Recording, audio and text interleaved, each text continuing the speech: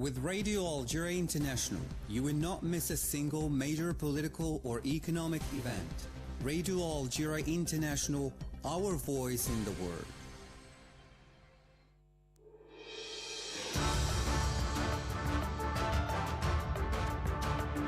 This is the English service of Radio Algeria International. It's time for the news. In today's top stories, Algeria and Tunisia have reiterated their commitment to implement the results on the ground of the 22nd Grand Algerian-Tunisian Joint Cooperation Commission that resulted in the signing of 26 accords in several fields. Algeria has strongly condemned the terrorist attack carried out against the army in Niger, in which several people died. And the Polisario Front's representative to the United Nations and coordinator with MINURSO, Sidi Mohamed Omar, called on the 4th Committee of the 78th session of the UN General Assembly to work to complete the process of decolonization of Western Sahara. Hello and welcome to Radio Algeria International. I'm Jamal Smani. The President of the Republic, Abdelmajid Tebboune, has received the head of government of the Republic of Tunisia, Ahmed Hashani, according to a press release issued by the Presidency of the Republic. In a statement following his meeting with the President of the Republic, the head of the Tunisian government, Ahmed Hashani, underlined the convergence of the positions and views of the President of the Republic and his Tunisian counterpart, Saïd Qais Saïed, with regard to several regional and international issues of common interest. Saïd Bougazi has more. The head of the Tunisian government, Ahmed Hashani, said that the meeting had been a welcome opportunity to find out about President Tebboune's vision for strengthening fraternal relations and cooperation between Algeria and Tunisia, as well as his positions on a number of regional and international issues of common interest, which are in line with the positions and views of the Tunisian president.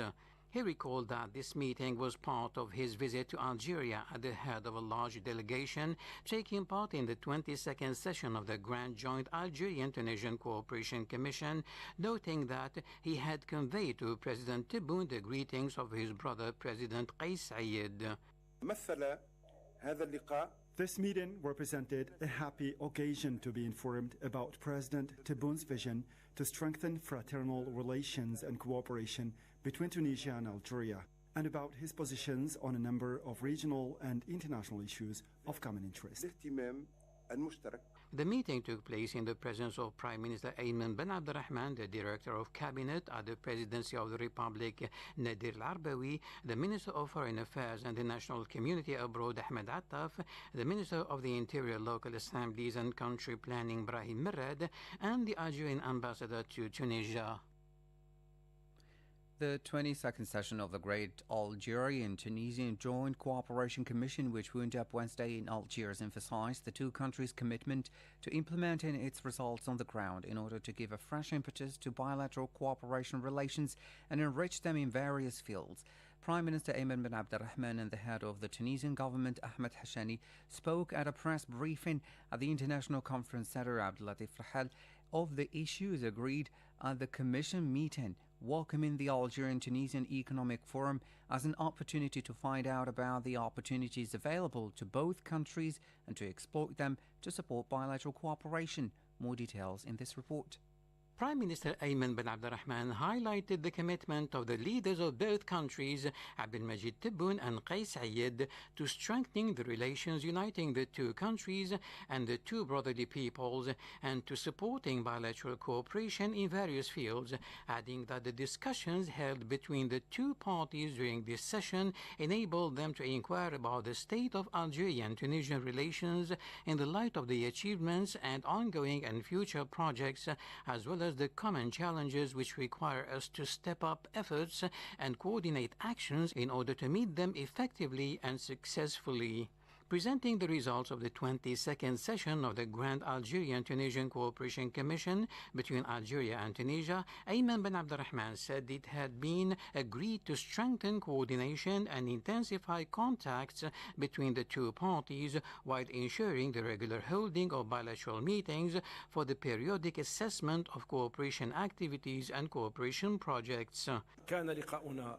اليوم فرصة للتأكيد مجددا. Our meeting today is yet another opportunity to stress the common will that pushes us to move forward towards improving and diversifying bilateral cooperation by completing ongoing projects and identifying other partnership and investment prospects based on a roadmap that sets our common priorities and goals. We also agreed on the need to work together to enhance coordination, intensify communication between the two sides, and ensure the regular holding of bilateral mechanisms for periodic assessment and evaluation of cooperation and projects in a bid to overcome challenges and lift all obstacles hindering the development of trade and investment exchanges and implement cooperation in all fields of endeavor. In addition to the common challenges that require from us more than ever before the pooling of efforts, the sharing of ideas, and coordinating steps and politics to efficiently face up to these challenges. لمواجهة هذه التحديات بفعالية ونجاح. For the Prime Minister, these steps are likely to iron out the difficulties that hamper the development of trade, investment, and the implementation of cooperation activities in other fields. In this context, the Prime Minister announced the signing of 26 bilateral agreements in the fields of energy, industry, trade, transport, tourism, investment, culture, digitization, housing, youth and sports, vocational training, education, social care, and the Mujahideen or war veterans, in addition to the minutes of the session defining the roadmap for joint initiatives to strengthen bilateral cooperation in the future. Referring to the opening of the Algerian-Tunisian Economic Forum, which he co-chaired with the head of the Tunisian government, Ayman Ben Abdurrahman noted that this event, which brought together a large number of businessmen from both countries, was intended as an opportunity to launch joint action with a view to encouraging investment opportunities between the two countries and consolidating bilateral partnership. إننا نتطلع وكلنا ثقة. We aspire in full confidence that this important economic event that comes in a new context whereby Algeria has completed all the reforms related to business environment will constitute a leap forward in Algerian-Tunisian relations to achieve the economic integration and development that the two brotherly countries and peoples aspire to.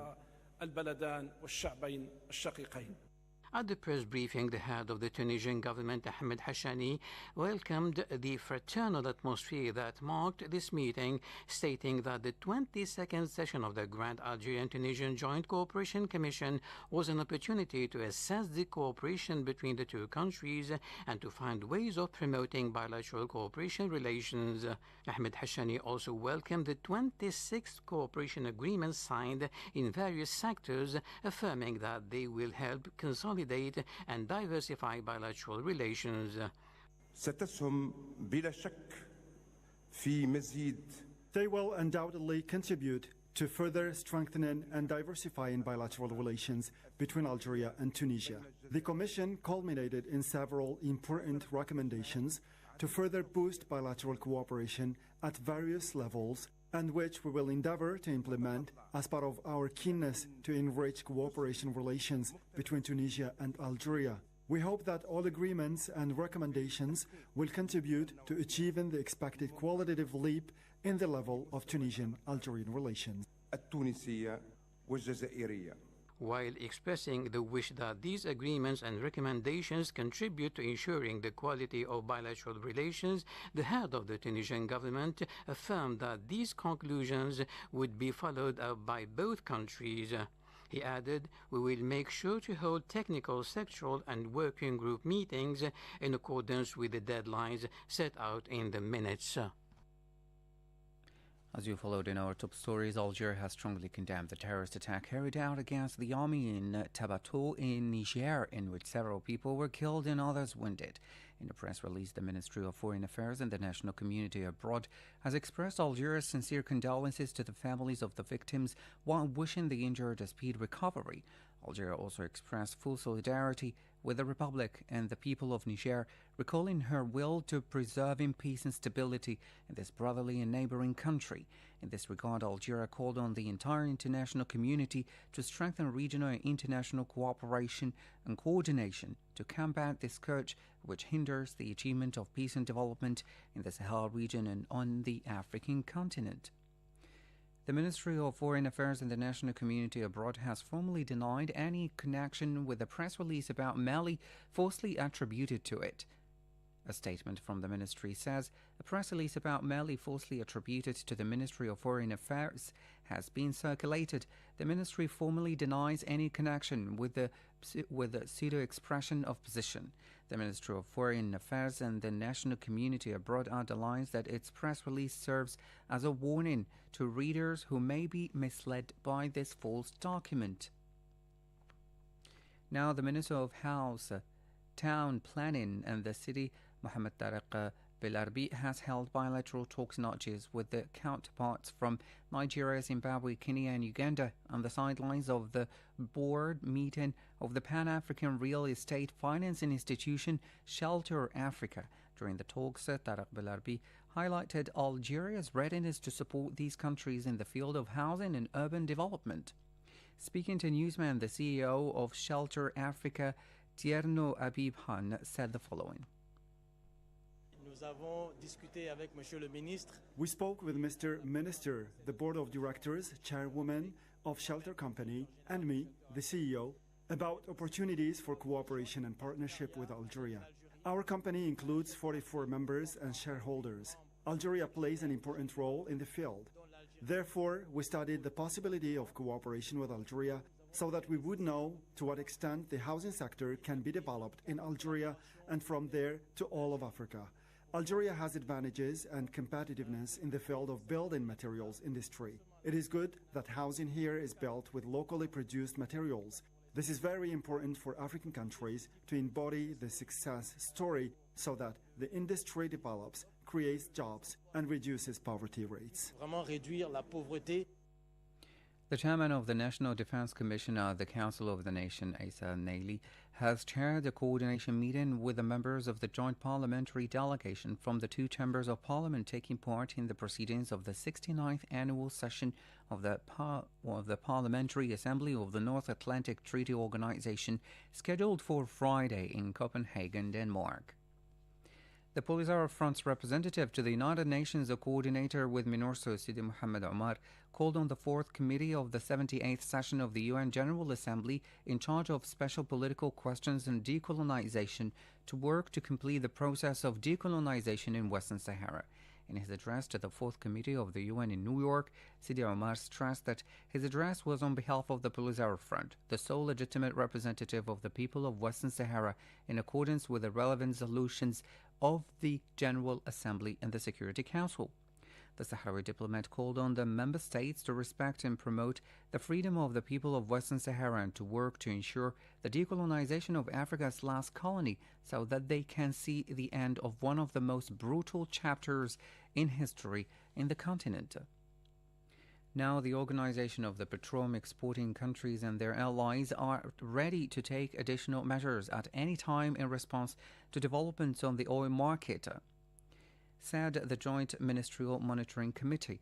In a communique issued at the end of the 50th meeting held via video conference, the organization said it would continue to closely assess market conditions, noting the willingness of signatory countries of the Declaration of Cooperation to address market developments and to be ready to take additional measures at any time, drawing on the strong cohesion of OPEC and non-OPEC countries. More details with Said Bouazi. The GMMC expressed in its communique its full recognition and support for Saudi Arabia's efforts to maintain oil market stability and reiterated its appreciation for the additional voluntary reduction of 1 million barrels per day by the kingdom and for its extension until the end of 2023. In the same vein, it thanked Russia for also announcing extending its additional voluntary reduction in exports by 300,000 barrels a day until the end of December. Examining crude oil production data for the months of July and August 2023, the committee also noted overall compliance of the signatory countries to the Declaration of Cooperation to the quotas set under the reduction agreement. In this respect, it urged all members of the alliance to maintain their commitments by complying fully and to adhere to the compensation mechanism. According to the press release, the 51st meeting of the GMMC will take place on 26 November. As a reminder, the GMMC meets periodically to assess the implementation of the decisions taken by OPEC Plus to maintain the balance and stability of the international oil market. The GMMC is made up of Algeria, Saudi Arabia, the United Arab Emirates, Iraq, Kuwait, Nigeria, Saudi Arabia, Venezuela, Russia, and Kazakhstan. Norwegian author, playwright and poet John Foss has been named the winner of the Nobel Prize in Literature. The Swedish Academy said on Thursday it was for his innovative plays and prose, which gives voice to the unsayable. Radio Algeria International, stay tuned.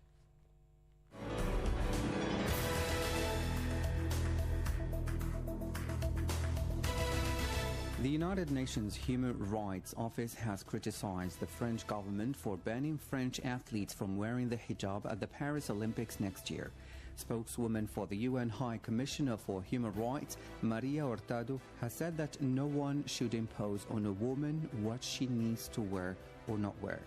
Hurtado's comments came after French sports minister said that French athletes will not be allowed to wear a hijab at the Paris Olympics next year, arguing in favor of a strict regime of secularism applied rigorously in the field of sport.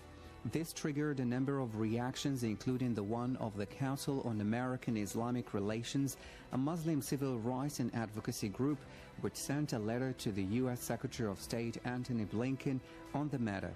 For more details, joining us today from Washington, the organization's Director of Government Affairs Department, Robert McCall.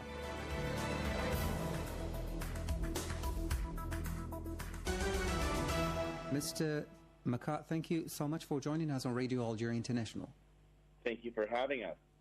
First of all, what is your reaction to the latest move by the French government to ban women wearing the hijab from participating in the 2024 Olympics, and how might this decision be perceived in terms of international human rights standards? Well, France's banning of French Muslim athletes wearing hijab in the 2024 Paris Olympics, it violates the very spirit of the Olympics, which is international inclusion, where we have athletes from across the world participating in sport. And to ban a class of women who wear hijab from their own country while inviting Muslim athletes from other countries to participate who will wear hijab, it violates the spirit of the Olympics, and it should be condemned. And here in the United States, we have passed a law called the International Religious Freedom Act, where we can designate other countries as countries of particular concern, countries that violate the religious freedoms and international norms of religious rights. And so we're calling on the U.S. government to apply this designation to France. This has been a long, ongoing demand from CARE. They already banned the wearing of hijab in their schools. They have now banned the wearing of abaya by Muslim female students. And this is a long line of religious discrimination and targeting its Muslim religious minorities. Mr. McCall, you have sent Mr. Blinken a letter. Could you give us details about the content of this letter? Yes, absolutely. So we sent the letter on September 26th. We're strongly urging the U.S. State Department to first and foremost to publicly condemn France for both its decision for banning Muslim students from wearing abaya, but also for its ban on French citizens wearing hijab in the 2024 Olympics. We go on to characterize the many different religious rights violations that are found in France. We've seen that public employment, Muslims are less than half likely to receive a callback compared to Christians that have similar qualifications. At least 75 mosques in France are currently being surveilled by the government. Since 2020, about 30 mosques have been closed by the government, and there's just this pattern of discrimination. We also, if CARE is America's largest Muslim rights organization, France closed the largest French Muslim rights organization, the Collective Against Islamophobia in France. So this is a pattern not only in French civil society, but by the French government to discriminate against this Muslim populace. And that's why we believe it's time for the U.S. government to declare France a country of particular concern for its violations of religious freedom. Right. We also believe the UN should launch its own separate investigation, and the U.S. should support that. Mr. Macau, regarding designating France as a country of particular concern, in the letter addressed to Mr. Blinken, the Council on American Islamic Relations called on the U.S. government to designate France as a country of particular concern. How could this be possible, and how could this be achieved? Well, it's possible because when there's a political will, there's a political way. So right now, the U.S. treats France with a very special ally status. However, France is in violation of international norms and also by U.S. designations of what it means to violate religious freedom. So if there's a political will in this country, and CARE is a very political organization, we are going to use our advocacy as a grassroots organization to raise awareness and to continue to campaign. Now, we hope that we get a response from Secretary Blinken, but we also sent this letter to the U.S. Commission on International Religious Freedom, and we also sent this to the U.S. Ambassador on International Religious Freedom. And so, we're targeting 3 separate parts of the State Department to engage on this. And we're hoping to build greater awareness about France being an Islamophobic country that needs to be designated as such. And when you designate a country as a country of particular concern, that opens up more avenues for how the U.S. is going to combat this type of Islamophobia, how it will better monitor these incidents, and how we as a country can strategically respond to encourage France to be a better country for all its citizens, including its 6 to 8 million Muslim residents. Mm-hmm. Mr. Macau, just a question. Have you received an answer to your letter? We haven't yet. Normally, it can take a month to 2 months to get a formal response back. We have reached out to the State Department about France and India and China and other countries. And so over the years, we have engaged with the U.S. State Department when it comes to issues of Islamophobia in other countries and how the U.S. government may respond. Right, perfect. So do you think that we may witness a condemnation from the U.S. government about the ban in the Olympic Games? I think it's going to be hard for the U.S. government to ignore this, especially as we usually have Muslim American female athletes that wear hijab and participate in the Olympics. Now, it's good to see that the United Nations has condemned this. It's good to see that the Olympic International Committee has said that their village, the right to wear hijab is to be protected. We know that Muslim athletes from other countries will continue to wear their hijabs in France, but it's a question of whether France will recognize the rights of its own citizens or even create the ability for Muslim athletes to compete at the highest level. Mm-hmm. And what are the perspectives and reactions of the Muslim community, for example, in the U.S., regarding the ban on hijabs during the Olympic Games? I think that CARE shared the sentiments of the Muslim community in that we find this to be abhorrent, that it contradicts these norms of democracy that our 2 countries have shared for several hundred years. France helped America during the American Revolution. America has defended France throughout the world wars. We are allies, and we're supposed to, as democracies, support this type of religious freedom to wear hijab, to express your faith. And when our allies aren't doing this, we have to remind them. Mr. Macau, you spoke about other delegations participating in the Olympic Games coming from Muslim countries or coming from other countries that are non-Muslim, but the participating athletes are Muslim. So what potential impact might this ban have on the participation and representation of Muslim athletes in the 2024 Olympic Games?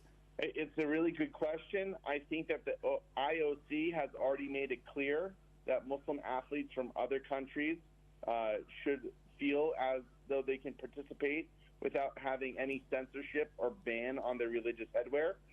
It's more a question of what France will allow its own citizens to do. But again, if we get to the point where France really does ban Muslim athletes or creates these types of rules that would discourage Muslim athletes from participating, I would ask the OIC to reconsider France as a future contestant for the Olympics. And I wouldn't be surprised if several Muslim athletes showed displays of either civil disobedience or their own form of advocacy when they take the world center stage in France.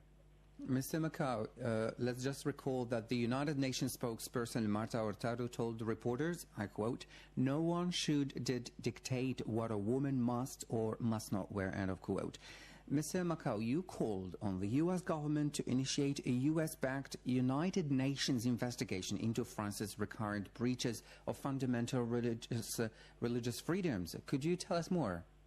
Yes, just as, a member of the UN Security Council, which France is also a member, I know that becomes a very hard thing to request, but there are a number of human rights commissions and boards within the United Nations. There are offices that deal with religious liberty, and sometimes we are at odds with our fellow members on the UN Security Council. It's known for a fact that the U.S. does not always see eye to eye with China or Russia. And so we're encouraging the U.S. to, within the UN and its governing bodies, to support greater clarity in investigations into France's religious freedom violations, especially against its Muslim citizens. Let's just say that in June, France's Council of State upheld a ban on women footballers wearing the hijab. As you know, sports is not the only field which is targeted, right? I also recall that France's education minister announced the ban of the abaya ahead of the resumption of classes in the country, and your organization condemned the French government's initial decision to ban Muslim students from wearing the abaya. CARE actually has a standing advisory for American Muslims not to travel to France. We believe that France's discrimination against Muslim citizens and also Muslim travelers to a degree creates a very unsafe environment for Muslims to live in or even travel to France. As you just said, the hijab had already been banned in public schools. Now they're banning abaya, which is just basically a robe that women can wear, which is a very modest dress. So I really can't understand as to why the French government is doing this, except that they are Islamophobic. Mr. Macau, these bans are typically supported by the right and far-right political factions, despite opposition from the left, which argues that they infringe upon individuals' religious freedoms and civil liberties. How does this time, in particular, how does this ban fit into the broader discussion of secularism and multiculturalism in France, and what implications might it have for the future of religious freedoms in the country? Well, just taking a step back, in America, we are not a homogeneous society. We are a nation of immigrants, and when we say, I'm an American, you could be any race as long as you are loyal to your country. But in countries like France and other European countries, the far right targets immigrants, and unless you share what is viewed as some type of common German or French ancestry tied by blood and kin, legally immigrating to a country, becoming a citizen, just seems not to be enough for the far right in Europe. And this is why we see a very different existence for American Muslims compared to our brothers and sisters in Europe, where they face ghettoization, where they face a lack of job opportunities, where they have restrictions on their ability to get education. And so, yes, the far right engages in an anti-immigrant policy where, being a citizen is not enough in these countries. You have to have some type of ethnic kinship and to be considered a citizen according to the far right. In Europe, I think, in the long term, Europe is going to become like America, where, citizenship is defined by loyalty to one's country and not your genes. But the far right has a long way to catch up. In the meantime, it creates a very dangerous situation in Europe where minorities can be targeted not only by legal means like this, but also by violence. And so that's something that we have to be aware of and that we have to monitor and engage on. Mr. Robert Makau, you are the organization's Director of Government Affairs Department. I recall the name of your organization, the Council on American Islamic Relations. Thank you so much for joining us on Radio Algeria International.